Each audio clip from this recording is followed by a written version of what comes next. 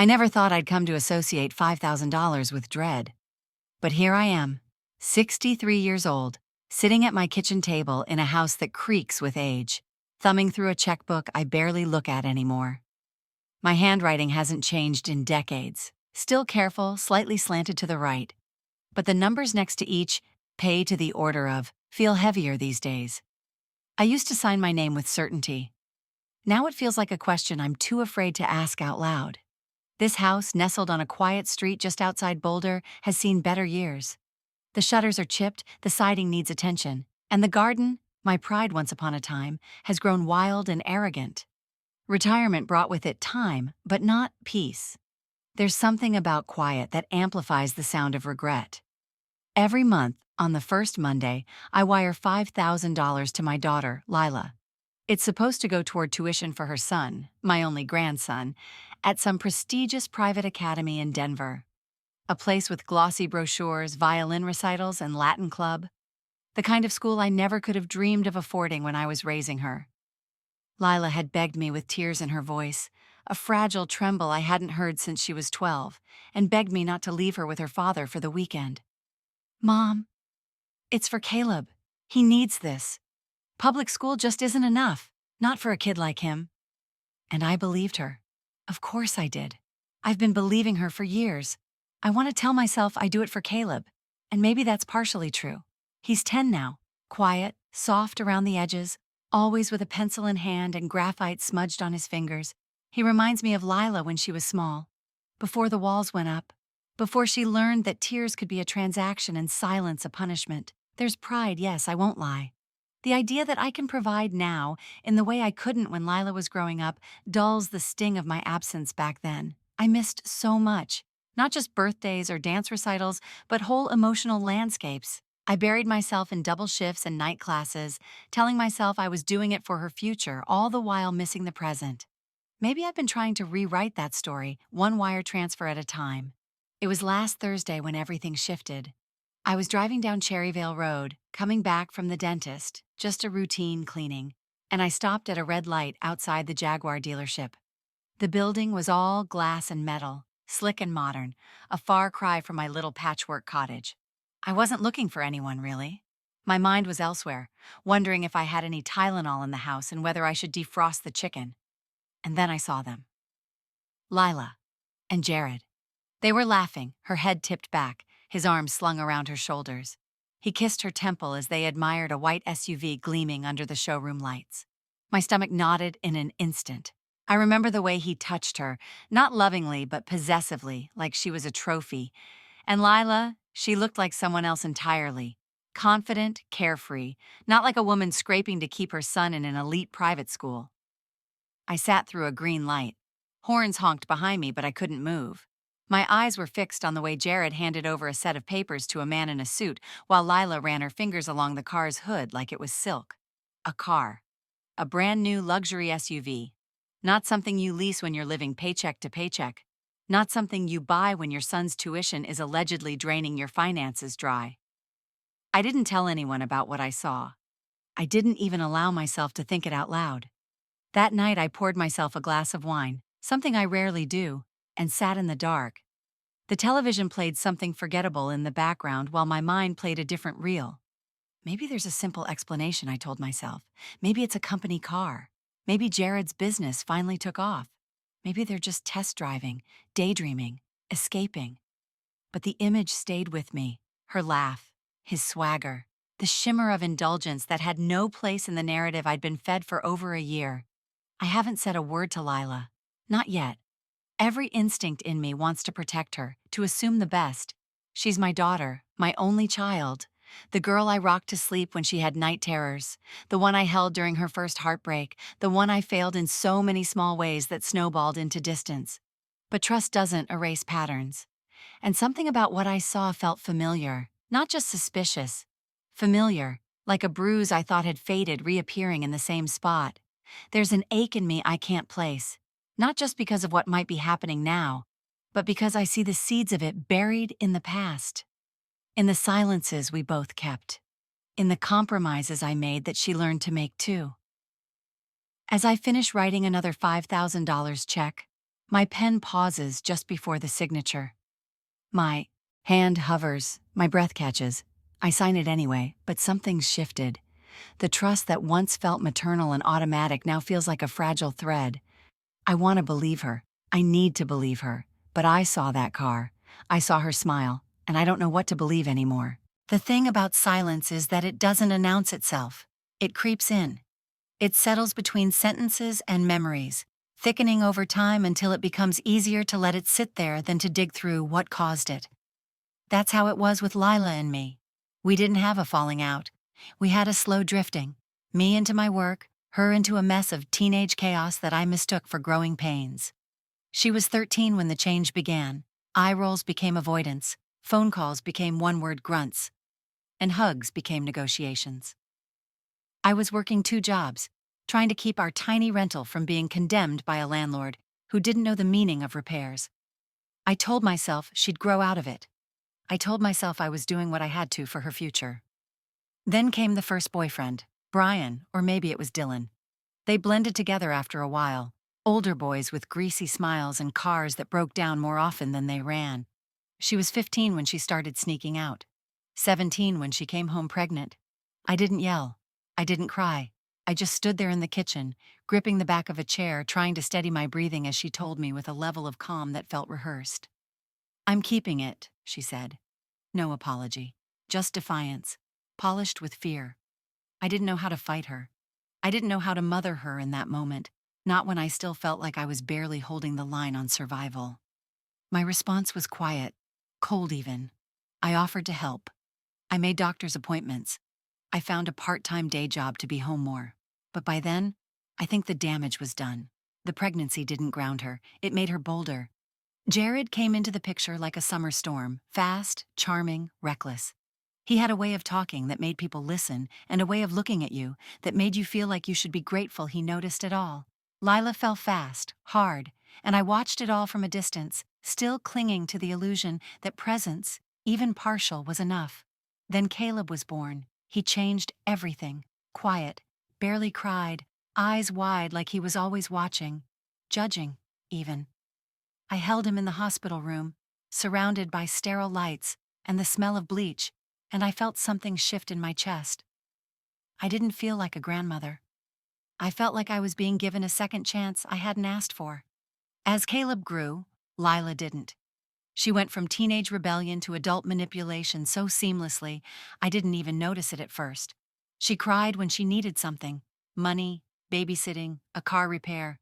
She blamed me when things fell apart, when Jared left for a few months, when rent got behind, when the utilities were cut off. "You were never there when I needed you," she'd say. And it didn't matter that I was there now, or that I had spent 2 decades working to survive. Those words cut like gospel because part of me believed them. Over time, I started saying yes without thinking. Not out of love, though I told myself it was that, out of fear. Fear of losing her completely, of her shutting me out, of being cast again in the role of absentee, even when I was standing right in front of her. I gave her what she asked for, because it was easier than enduring the silence that came when I said no. Caleb became my anchor. He was different from his parents, sensitive, quiet, almost too quiet. He drew pictures constantly, landscapes, creatures, elaborate machines. He showed them to me sometimes, and I'd ask about the stories behind them. He'd speak in short bursts, like it took effort to push the words out. He reminded me of myself in that way. He never asked for anything. That's what broke my heart the most. Even when his shoes were too tight or his coat was missing buttons, he just accepted it. No complaints. Just silence. Like he'd learned early on that asking meant becoming a burden. Looking back now, I can see the shape of Lila's tactics more clearly. The way she cried on cue. The way she used Caleb like a shield. Every request framed as being for him, even when it clearly wasn't. The emotional math never quite added up, but I kept telling myself I wasn't the one to question her. Not after everything. The memories play out now like old film reels, shaky, grainy, but vivid enough to sting. Her calling me cold. Her accusing me of choosing work over her. Her showing up unannounced, then leaving just before dinner. And me, always offering, always writing checks, always swallowing my doubt. But this time something feels different. It came in the mail. Just a plain white envelope addressed to me. I almost tossed it, assuming it was another credit card offer or utility statement. But the return address caught my eye. Jefferson Academy. My hand started shaking before I even opened it. Inside were 3 sheets of paper, each one a bill. Overdue tuition, 6 months' worth, itemized, late fees tacked on, notes in red ink asking for immediate payment or Caleb's enrollment would be discontinued. I read it twice, then a third time, and I still didn't understand. How? I've sent $5,000 every month. That's $30,000. Where did it go? My breath turned shallow. My eyes scanned the documents again, trying to find the mistake, the exception, the loophole. But there wasn't one. Just the cold official language of unpaid debts and institutional deadlines. And in that moment, the silence became deafening. All those tears, all those urgent phone calls, all those guilt-laced requests. Were they lies? I thought of that SUV again, the way Lila touched it, the way Jared smirked beside her. And for the first time, I let the question form fully in my mind. What if this whole thing has never been about Caleb at all? We met for brunch on a quiet Sunday. Lila picked the place, an airy little cafe with exposed brick walls, pressed flowers in glass frames, and waiters who looked like they were auditioning for indie films. The kind of spot that charged $15 for eggs and called it farmhouse cuisine. She arrived late, as usual, wrapped in a camel-colored trench coat with sunglasses pushed up on her head like a crown. Jared trailed behind her, one hand in his pocket, the other loosely holding a to-go cup he hadn't bought there. I stood to greet her, and she gave me that light kiss on the cheek, just enough to keep up appearances. "Mom," she smiled, sliding into the booth like a scene stealer. "You look rested." Jared didn't say anything, just nodded and took the seat beside her, forcing me to sit across from both of them. He had that look I never trusted, polite eyes with a crooked smirk behind them, like he was always in on a joke you weren't invited to. We made small talk for a few minutes. Weather, Caleb's supposed science fair project, some new diet Lila was trying. But my hands were shaking under the table. I'd brought the letter from the school, folded neatly in my purse like a secret. I waited until the waiter brought our drinks and walked away before I placed it on the table, face down. "What's that?" she asked, even though she already knew. I looked her in the eye. "It's from Jefferson Academy." She didn't flinch. "Oh?" "Lila, they sent me overdue notices. 6 months' worth of tuition hasn't been paid. I've been sending you money." Every month she blinked slowly, like she was choosing from a list of responses. Jared reached for a sugar packet, humming quietly. "We've been handling things differently," she said carefully. "There were other expenses, emergencies, things you wouldn't understand." I felt the heat rise in my chest. "You told me this money was going directly to the school, that it was urgent, for Caleb." She leaned back, arms crossed. "Don't do that." "Do what?" "Act like you've always been this involved. Like you've always shown up. You weren't there when I needed you. So forgive me if I prioritize things differently now." Jared chuckled under his breath and finally spoke. "She's not wrong, you know. Lila's had to clean up a lot on her own." The nerve of him, the audacity. I turned to her. "What kind of emergencies justify ignoring your child's education while you're car shopping?" The smile dropped for a second, then returned. "You don't understand how things work anymore, Mom. You live in this little world, this retirement bubble. We're just trying to make smart investments." "What kind of investment is a luxury SUV registered in Jared's name?" I asked, louder than I intended. People turned. She leaned forward, her voice a whisper sharp enough to cut. "Lower your voice. You're making a scene." And that was it. The shutdown. Not with facts, not with explanations. Just shame. The same tactic she'd learned to wield since she was a teenager. Jared sipped his coffee. "It's just a car," he muttered. "Jesus, you're acting like we burned your house down." "No," I said, standing up slowly, "but you've been burning something." I left them there. Half-finished plates, untouched mimosas, silence thick between them. I didn't look back. That afternoon I began writing again. Not poetry or letters, just a journal. A plain spiral notebook I pulled from a drawer, its first few pages filled with grocery lists from a decade ago. I wrote down everything: dates, transfers, conversations. I didn't trust my memory anymore. I needed facts. It felt ridiculous at first, this sudden urge to document, to build a case. But something inside me had finally cracked, and it wasn't anger. It was clarity. A realization that the truth had been hiding in plain sight, behind smiles and thank yous and the guilt I'd carried for so long. I'd mistaken it for love. That's when Jolene noticed. She lives 2 doors down. A widow, mid-70s, always in denim and pearls, like she's expecting guests. We'd become tea friends over the years, the kind of neighbors who talk about flowers and crime shows while sipping chamomile on back porches. "You've been walking like your bones are heavier," she said one evening, unwrapping a muffin and handing me half. I told her about the brunch, about the SUV, about the tuition letter and Lila's deflection. I didn't cry, I just spoke, slow and measured, like I was reading from a report. Jolene listened. She didn't interrupt. When I finished, she leaned back, eyes narrowed. "You know what that sounds like to me?" she said. "Classic misdirection.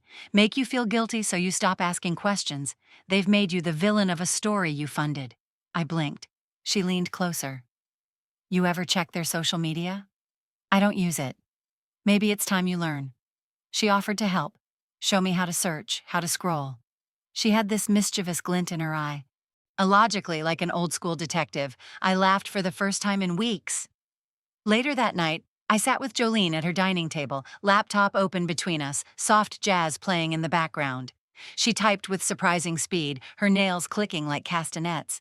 Within minutes, we found Lila's profile. Most posts were private, but the public ones were enough.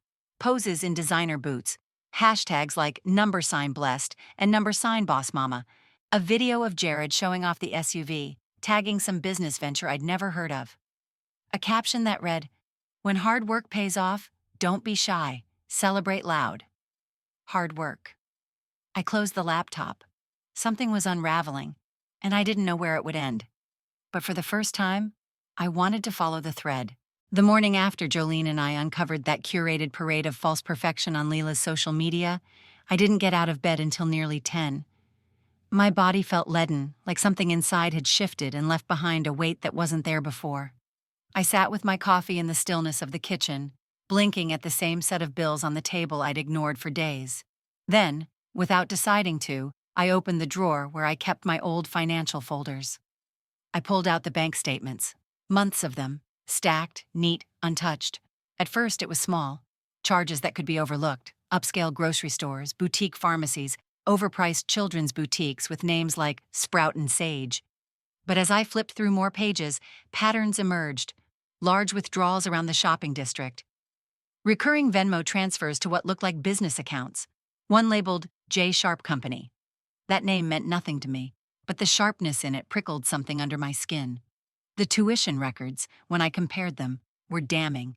There hadn't been a single payment since November, not one. Yet the withdrawals, each between $4,800 and $5,000, lined up exactly with the days I sent her money. My chest tightened. My fingers trembled. I made notes in the journal, page after page of transactions, mapping them like crimes. It felt sterile and methodical, the opposite of the storm rising inside me. That night, I couldn't sleep. I drifted in and out, dreams tangled in memory.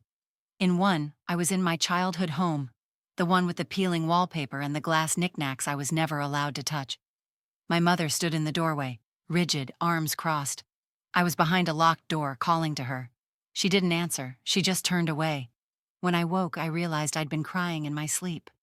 My mother believed in tough love before the term existed.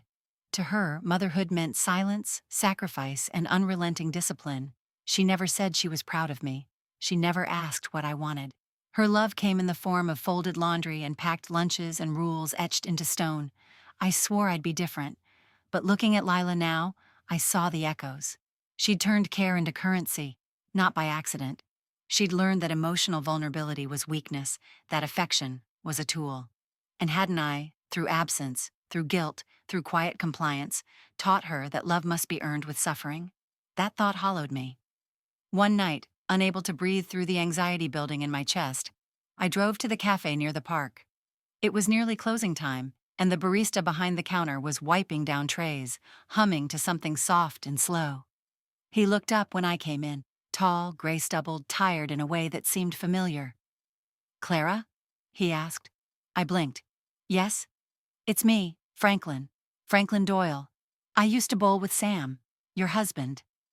Recognition hit me like a gentle wave. Franklin, Sam's friend from back when Thursday nights meant pizza, cheap beer, and neon pins. He'd been an accountant then, retired early after a mild heart attack, if I remembered right. He poured me a fresh cup on the house, and we talked. I didn't mean to spill everything. But once I started about Lila, the money, the letter from the school, the transactions, it came pouring out. I showed him my notebook, the statements, the names. His eyes sharpened. "Mind if I take a look?" he asked. "Be my guest." We sat for nearly 2 hours. Franklin pulled out his reading glasses, flipped through each page, asking questions I didn't have the vocabulary to answer. When I told him about the Venmo name, J. Sharp Co., he paused. "Jared Sharp?" My heart dropped. "That's Jared's last name." He tapped the page. "Clara, this isn't personal spending. These transfers? They're being funneled. Look, same amount, every month to a registered LLC. That's a business account." "For what business?" He hesitated, then opened his phone, typed quickly, and turned it toward me. The screen showed a minimal website, discreetfinders.com. A tagline in soft italics read, "Because married life isn't always monogamous." I stared, unblinking. "It's a dating app," Franklin explained, voice grim. "Marketed specifically to married men. Exclusive, invitation only. Your money's been funding it." I couldn't speak. My mouth went dry. My pulse thudded in my ears. "She said it was for Caleb." Franklin's face softened. "I'm sorry." I stood, then sat again. My knees felt unreliable. "She's either in on it," I said slowly, "or she's letting him do it and looking the other way." He didn't respond. He didn't need to. I walked out of the cafe with a copy of the app's registry information printed in my bag and Franklin's number written on a napkin. The streetlights cast long shadows as I drove home, their glow slicing through the dark like the truth had sliced through my silence. I didn't cry that night, but I didn't sleep either. I sat in Caleb's old room, now used mostly for storage, and stared at a drawing he once left for me. It was of a woman standing alone, holding an umbrella against a storm that didn't seem to end. She was small but upright, still standing. I kept that image in my mind as I picked up my pen and started documenting everything, line by line. The smoke was clearing. All that was left were the mirrors, and I was finally ready to start breaking them. There's a photograph of Lila on her 7th birthday, sitting at the kitchen table in a plastic tiara, a single candle burning in the center of a store-bought cupcake. I wasn't in the frame. I took the picture, then rushed off to my second shift at the hospital. She's smiling in the image, but her eyes are focused past the camera, looking for something, someone, that never arrived. I was divorced by then. Her father had moved 2 states away, remarried and reset. I stayed behind and tried to do it all. Rent, school supplies, lunches, illnesses. Most nights I came home too tired to speak, my scrubs smelling like antiseptic and latex. We ate dinner in silence. I thought I was doing what needed to be done. I didn't realize how loud absence could echo in a child's world. As she got older, her needs became more emotional than physical. And that's when I started losing her. She turned inward, sharp-edged, secretive, always a half step ahead of my questions. By 16, she was barely home. When she was, her eyes were locked to her phone, and her answers came in sighs. Then came Jared. He was 20, a high school dropout with a beat-up Dodge and a tattoo he wouldn't explain. The first time I met him, he shook my hand like it was a joke. There was something performative about the way he sat at my kitchen table, telling stories too loud and laughing too hard. Lila hung on his every word, watching him with a mix of awe and terror. I knew the type, the kind who didn't want a partner, just a worshiper. They were inseparable, toxic, obsessive, codependent. She started skipping classes, staying out overnight, even disappearing for full weekends with vague text messages and "don't worry about it" as explanations. The tension in our home was like a stretched wire ready to snap. I tried grounding her. She screamed. I tried reasoning. She cried. Eventually, I gave up and focused on what I could control: bills, food, order. When she was 18, she enrolled in community college. I thought it was a fresh start. I bought her a used laptop, helped her move into the dorms. She lasted one semester. One afternoon, I got a call from the housing office. She'd vacated her room. No notice, no contact. When I finally got her on the phone, she told me, almost giddy, that she was in Arizona. Jared had a business opportunity, and she wanted to support him. She dropped everything, her future, her education, her independence, for him. I hung up on her that day. I was so angry I couldn't see straight. But underneath the fury was something worse. Guilt. Had I made her this way? Had I taught her that love required sacrifice, even self-erasure? That's what I couldn't shake. Not then. Not now. Jolene came by later that week with a pie and her signature bluntness. I told her about the money trail, the app, the withdrawals. I told her about the history, the patterns, the way Lila had made dependency look like devotion. She listened, then placed a hand over mine. "You have to confront her, Clara," she said. "You've got the facts now. What you're afraid of isn't truth. It's losing whatever little closeness you think is left." "I'm not afraid of the truth," I lied. She raised an eyebrow. "Then why are you still letting them eat off your plate?" I didn't have an answer. That weekend I followed them. It wasn't planned. I was driving home from the store when I spotted Jared's SUV pulling into the strip mall near the interstate. Something told me to wait. I parked 2 rows back and watched as they got out, arguing, wild gestures, tense bodies. Lila's arms were crossed. Jared was yelling, pointing at her phone. I grabbed my phone and turned on the voice recorder just in case. I didn't know what I was expecting. A confession? A breakdown? Proof? They were close enough that I could hear fragments through my cracked window. "You promised we'd be on the same page," Jared snapped. "Now you're acting brand new because your mom's poking around?" Lila's voice, lower, hissed back. "I didn't tell her anything. She's just guessing. She always thinks the worst of me." "She's sending $5,000 a month. We don't need her pity. But if she's dumb enough to keep doing it, let her." Lila didn't respond. She looked away. Jared kept going. "You've been milking the old woman for sport. Don't start pretending you've got a conscience now." I stopped recording. My hand was shaking. My stomach churned. There it was. Not metaphor, not assumption, proof. And Lila, my daughter, had said nothing. I waited until they left before I drove home. The recording played back like a dagger, over and over. "Milking the old woman for sport," Jared's voice, smug and certain. Lila's silence, louder than any scream.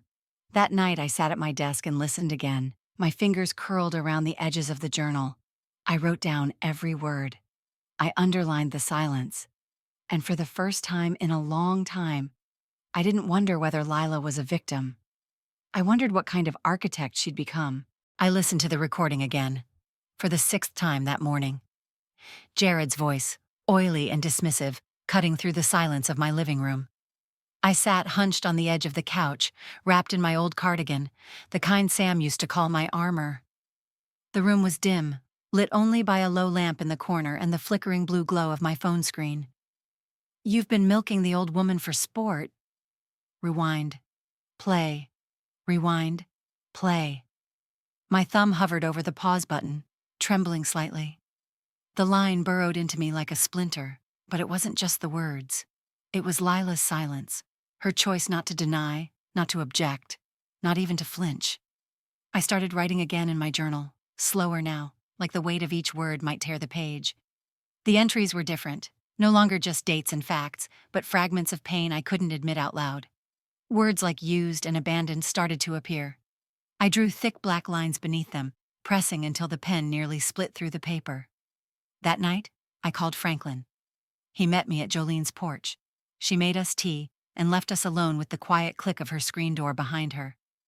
I handed him the journal and the recording. He listened, not blinking, not interrupting. When it ended, he sighed. "Clara, this is bigger than hurt feelings.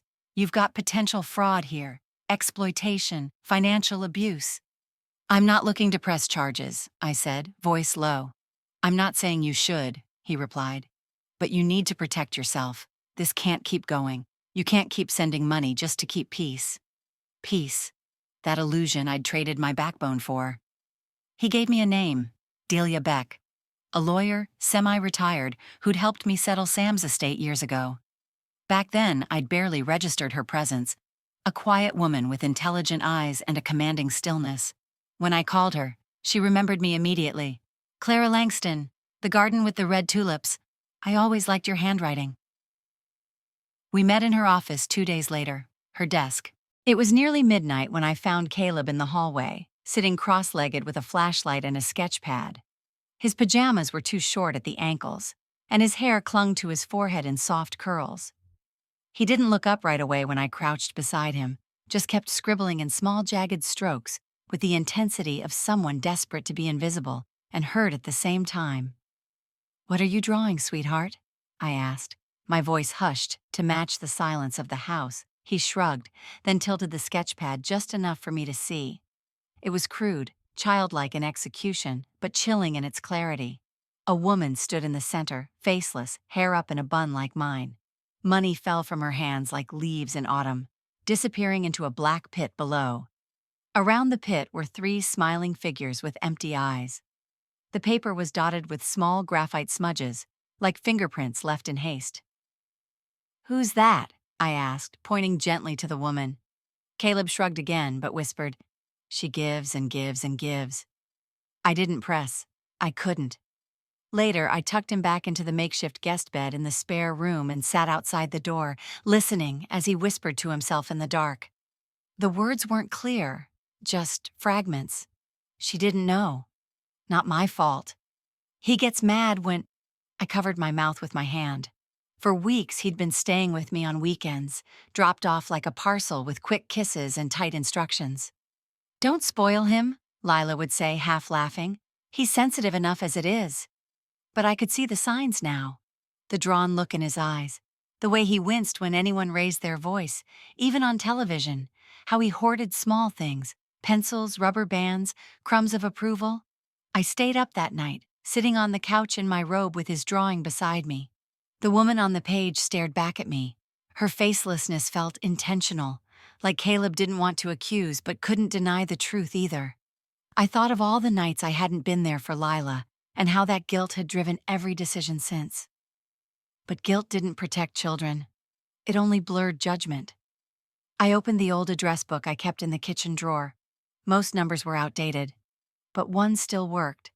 A family counselor I'd heard speak at a community event back when Sam was sick. Her name was Dr. Ava Kessler. No nonsense, child-focused, sharp as a scalpel. The call was short. She remembered me vaguely and agreed to meet with Caleb the following week. "It'll just be art and play," she said. "Let him express however he wants." I didn't tell Lila. It was the first thing I'd done behind her back in over a decade. My hands trembled after I hung up, a cocktail of adrenaline and shame surging through me. But then I looked at the drawing again, at the pit, at the woman losing pieces of herself. This wasn't about defiance. It was about rescue. The next few days I kept Caleb close. We baked cookies, walked the trails behind the park, read books from my childhood shelf. At night, he still talked to himself behind closed doors. Sometimes I heard my name. Sometimes I heard Jared's. Once, I heard him whisper, "I want to disappear."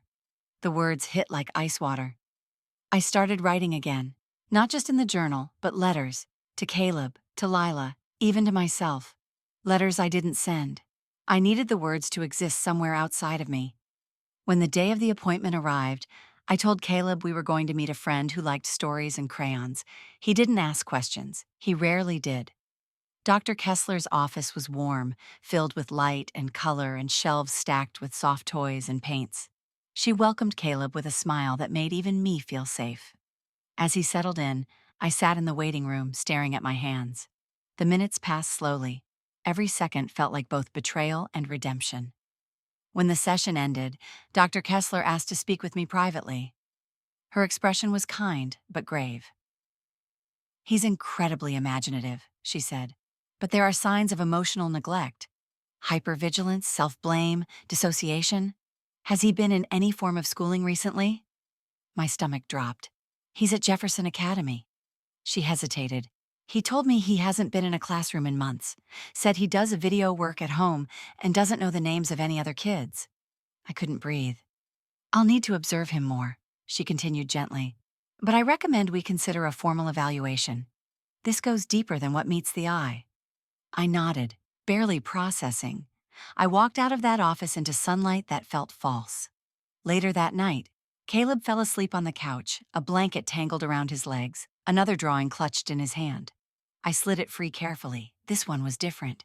It showed a house, simple, square, with light beaming from one window.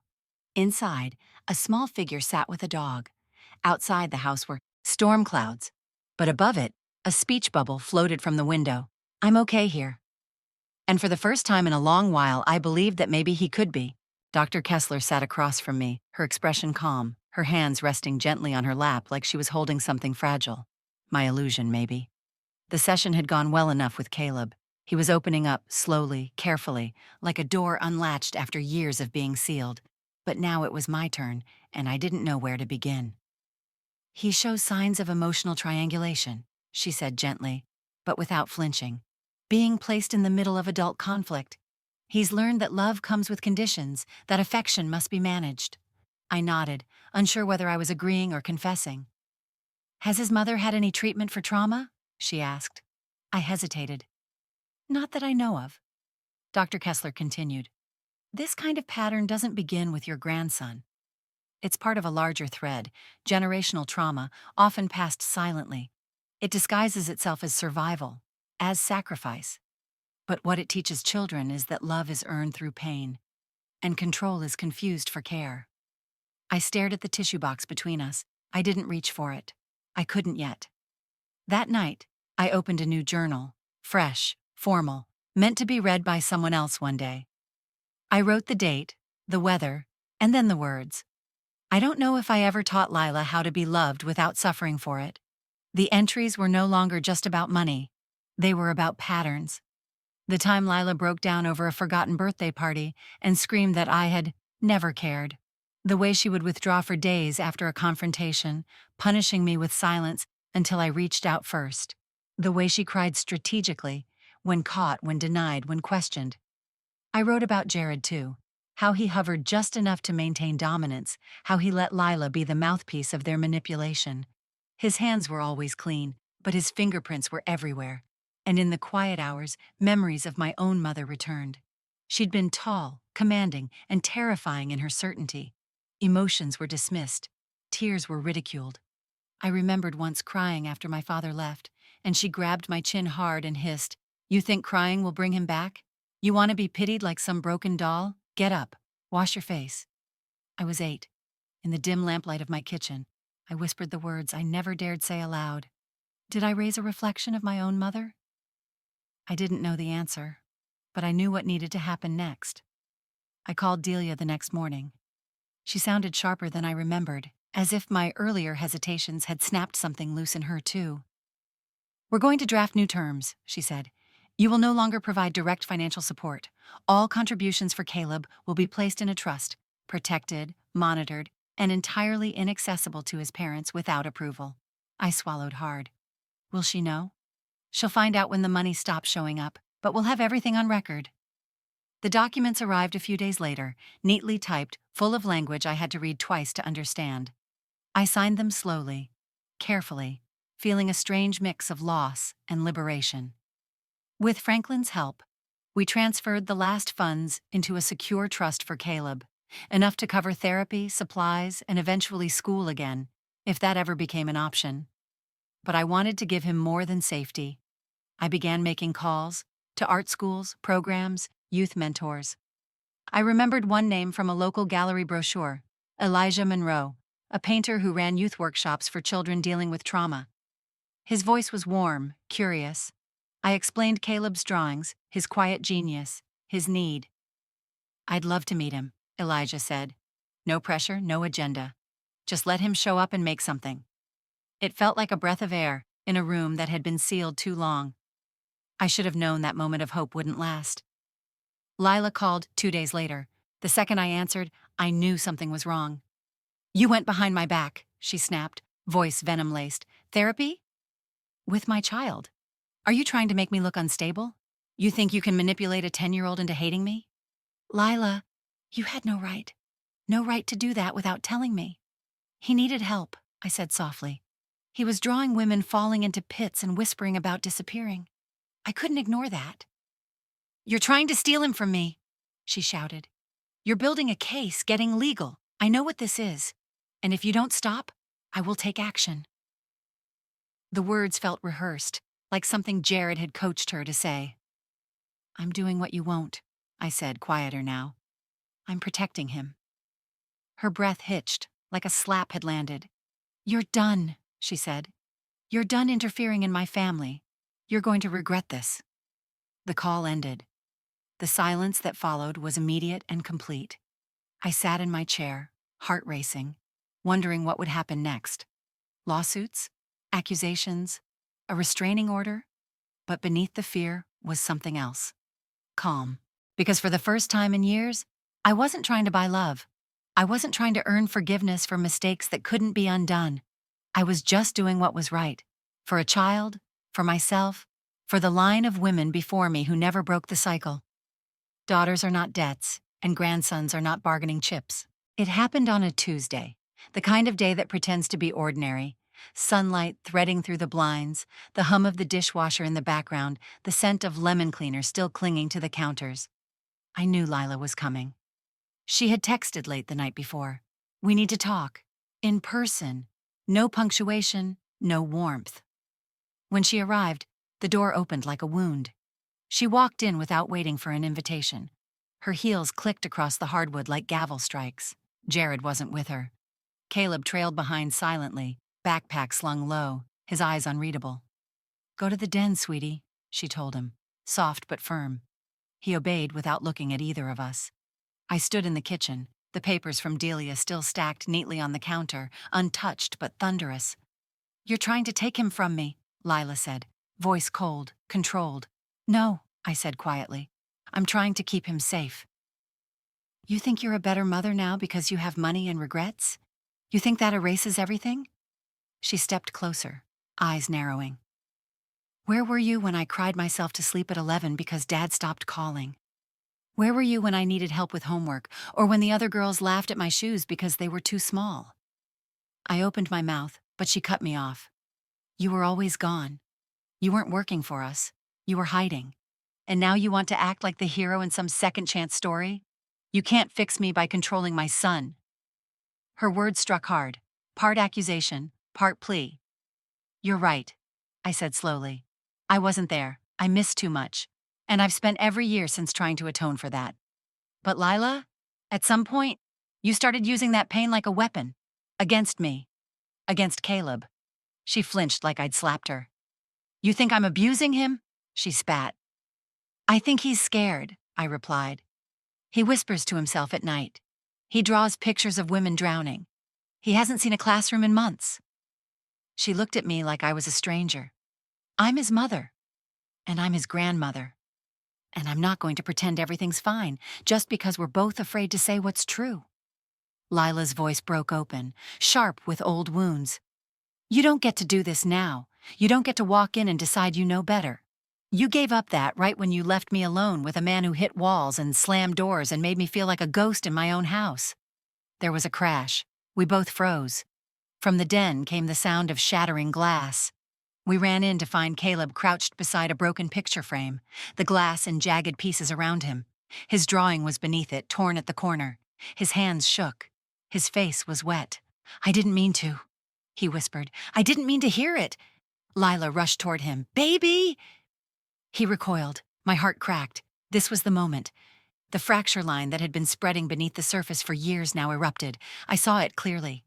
Not in Lila's rage or my guilt, but in Caleb's silence, in his too young eyes holding too old pain.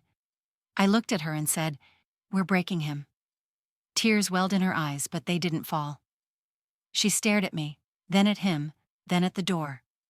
"Get your things," she said to Caleb. He hesitated. "Now," she snapped. He moved like he was sleepwalking. She turned to me, fire and ice in her voice. "This isn't over. You want war? Fine. But don't pretend you're the savior. You're just late." And then they were gone. The door slammed. The silence that followed was absolute. I stood in the middle of the den, surrounded by broken glass, fragments of a photo I didn't even remember taking, and a single pencil rolling to a stop at my feet. I picked it up. Caleb's favorite, the one he always used for shadows, and I realized something clear and brutal as a bell. I couldn't protect them both. One had chosen the storm, the other was still trying to build a shelter from its pieces, and I had to choose which future to fight for. The papers felt heavier than they should have, thicker, like they carried not just ink and intention, but the weight of years. Delia slid them across her desk in a smooth, practiced motion, her eyes steady behind narrow glasses. "Once you sign this, Clara, there's no unringing the bell. Are you ready?" I hesitated, pen poised above the line. "Temporary guardianship. Not permanent. But it starts the process," she said gently. "It tells the system you're standing up, that someone is willing to fight for him." I thought of Caleb's drawing, the one where the house had a single window glowing with soft yellow light. "I'm ready," I said, and signed. Outside her office, the wind bit against my skin. Jolene was already waiting in the car.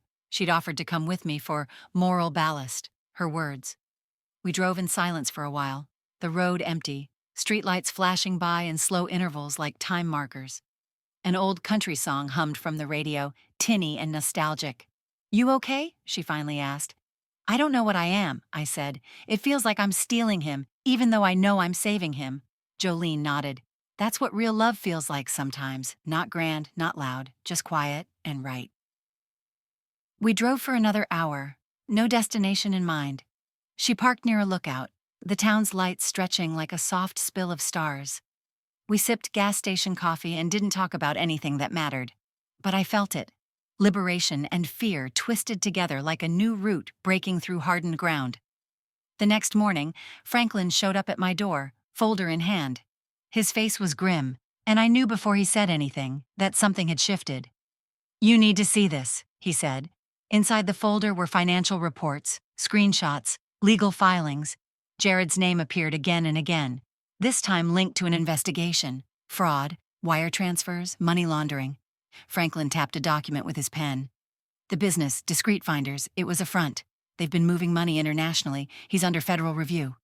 My stomach lurched. "I don't think Lila knows," he added. "Or maybe she does and doesn't care. But it's escalating fast. If you're going to act, now's the time." I nodded, fingers clenching the edges of the folder. "Thank you, Franklin." That afternoon I sat at my desk, pulled open the state's Child Protective Services portal, and uploaded everything. The audio recording, the tuition letters, Franklin's financial breakdown, Caleb's drawings, scanned and attached with quiet devastation. I didn't write an essay, just a few stark lines. "This child is not safe. His needs are being ignored. I am requesting intervention on his behalf." I hit submit and exhaled like I'd been underwater for weeks. The house was quiet after that. I walked to Caleb's room, the one he'd occupied on and off since he was a baby. It smelled faintly of his shampoo and crayons. I sat on the edge of the bed, the blanket still rumpled from his last visit, a small rubber dinosaur lying face down near the pillow. I smoothed the blanket, tucking it at the edges, then pulled out the envelope I'd been keeping in my journal. Inside was a note. "Dear Caleb, this isn't goodbye. This is me standing still so you have something to come back to. I love you more than I ever knew I could. Grandma." I placed it under the pillow. The next call came less than 24 hours later. It was a CPS caseworker. Her voice was brisk, professional, with the kind of clipped rhythm that comes from making too many urgent calls in too little time.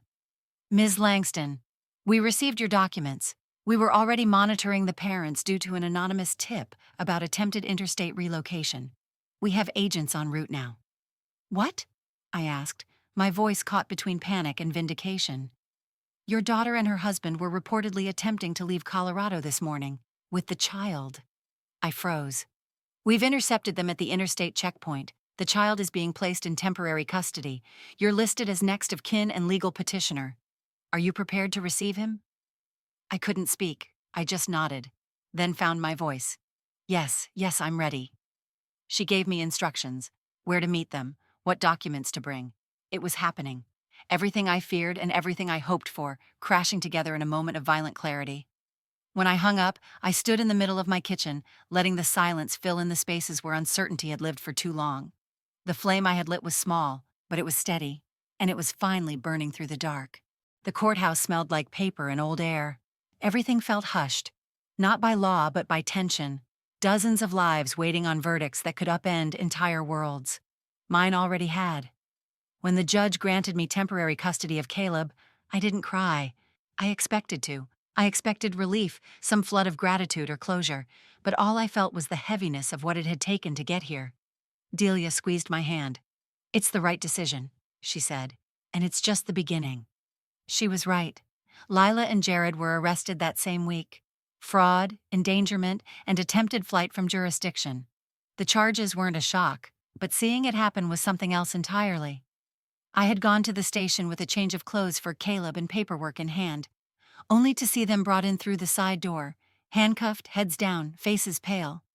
Lila's eyes met mine for a fraction of a second. No rage, no apology. Just fatigue. A kind of resignation that crushed me harder than any outburst could have. This wasn't a victory. There was no moment of triumph, no standing tall. Only quiet grief for a daughter I once held in my arms, now sitting behind glass, and questions I may never get answers to. But Caleb was safe. His first few nights back were uneasy. He'd startle awake, call out for no one in particular, then go silent again. I never pressed. I just stayed nearby, a steady presence in the doorway, a soft voice in the kitchen, a hand ready to hold his when he finally reached out. It took time, but change came slowly. He began drawing again, at the kitchen table, in the backyard, even on the porch, when the wind was soft enough to let the paper sit still. I kept his sketches in a shoebox labeled Hope. One morning, he showed me a new one. A tall lighthouse, surrounded by waves, its light stretching across the page in bold strokes of yellow and white. "What's this?" I asked gently. He looked up, eyes calm. "It helps the boats find their way back." I nodded, the lump in my throat nearly unbearable. "That's beautiful." Elijah Monroe met Caleb 2 weeks later at his art studio downtown. The space was open and full of color. Canvases leaned against every wall, music floating in from a nearby record player. Caleb stood quietly at first, hands in his pockets, unsure. But Elijah knelt beside him, passed him a paintbrush, and said, "Let's make a mess together." They painted for 3 hours. That evening, Caleb was brighter. He talked more, about colors, shapes, shadows, about how Elijah let him mix paints without rules. It was the most animated I'd seen him since before everything collapsed. Watching him rediscover joy felt like a second chance, one I never thought I'd be granted. Inspired by his progress, I made a decision of my own. I began therapy. Dr. Kessler referred me to a colleague who specialized in generational trauma. The first session was terrifying. I felt exposed, too old to start over, too entrenched in habits that had calcified over decades. But when the therapist asked me, "When was the first time you felt unseen?" I answered without hesitation. 8 years old, in a hallway, crying in the dark. Something broke open inside me. Session by session, I peeled back the layers, not just of Lila's life or mine, but my mother's too. I stopped trying to excuse what had been passed down and started understanding it. That was the true inheritance, not money or possessions, but survival mechanisms dressed up as love. I also made financial changes. I sold the house. It wasn't easy. Every corner held a memory, every scratch on the hardwood a chapter. But it was too big, too full of ghosts. I bought a small bungalow on the edge of town, a 2-bedroom with a garden and creaky floors, and just enough space to feel full without being overwhelming. It had sunlight. That mattered. And for the first time in years, I adopted a dog. She was a mutt, rescued from a storm drain, half blind in one eye and missing part of her tail. Caleb named her Liberty. "She doesn't bark much," he said, petting her gently. "But I think she's strong." I smiled, like someone else I know. We planted tomatoes together. We painted rocks and hid them in the garden. We cooked pancakes in shapes that barely resembled animals but made us laugh anyway. The nights were quieter, the air lighter. Lila still hadn't called. I didn't know if she ever would. But the silence no longer felt like punishment. It felt like peace earned the hard way. We were rebuilding, not from what had been, but from what we chose now. From ashes, yes, but also from light. Quiet light, steady and sure. Like the kind you'd find coming from a lighthouse. The kind that doesn't demand attention, just shows you the way back home. The letter sat in my desk drawer for weeks, tucked beneath insurance forms and Caleb's latest painting, a watercolor of two tall trees, their branches leaning toward one another without quite touching. I'd written it late one night after therapy, after Liberty curled up beside my feet and Caleb had fallen asleep with his fingers still stained from paint. I hadn't meant to write it. But once the pen was in my hand, the words came like rain. Unforgiving. Necessary. I read it again now, sitting in the garden just past sunrise. The air was cool, fragrant with lavender and tomato vines. Caleb's laughter echoed from the backyard, high and pure as birdsong. He was chasing Liberty in lazy circles, the hem of his shirt flapping like a flag. I unfolded the letter carefully. The paper had creases worn soft from handling. Lila, there are things I should have said to you when you were 13, when you slammed doors and cried yourself to sleep thinking I didn't care. I should have said them when I missed your birthday that year. I worked 3 shifts straight. Or when you begged me not to leave you with your father for the weekend and I did anyway. I should have said them before you learned that pain could be power and silence a weapon. But I didn't. Because I didn't know how. I was raised by a woman who taught me to fear my own emotions, who told me weakness had no place in motherhood. I thought I was strong for surviving. I didn't know strength without softness was just a different kind of absence. I've tried to love you with whatever tools I had left. And I failed more than once. But I never stopped trying. That doesn't mean I was right. It doesn't mean you didn't hurt. It just means I loved you the best way I knew how, even when it looked like distance. I know now that love isn't enough when it's laced with guilt. That giving until you're hollow doesn't heal anyone. It just teaches them to take. You learned that lesson too well. I don't hate you, Lila. I don't want revenge or justice or some tidy resolution. I want you to be well, to be whole. Even if I'm not part of that process, you won't read this. But I needed to write it, not for closure, but for clarity. Because I'm finally learning that forgiveness isn't always a door that swings both ways. Sometimes it's just a window cracked open, letting the light in. I folded the letter back into thirds, then slid it into a folder labeled unsent. It would stay there, not out of spite, not because she didn't deserve to hear it, but because the apology had already taken root in me. And I was no longer writing for a response. I was writing to let go. The garden had begun to bloom, not extravagantly, not like something out of a catalog, but genuinely. Lavender, rosemary, snapdragons bending gently in the breeze. Caleb had planted carrots and a few green tops had begun to push through the soil, tentative but determined. There was something sacred in the ordinariness of it. I watched him from the kitchen window later that afternoon, sprawled on the patio with his sketchbook open, Liberty's head resting on his knee. He was humming to himself, an old tune I didn't recognize. He had new art supplies now, given by Elijah, and used them with an unguarded freedom I hadn't seen in him before.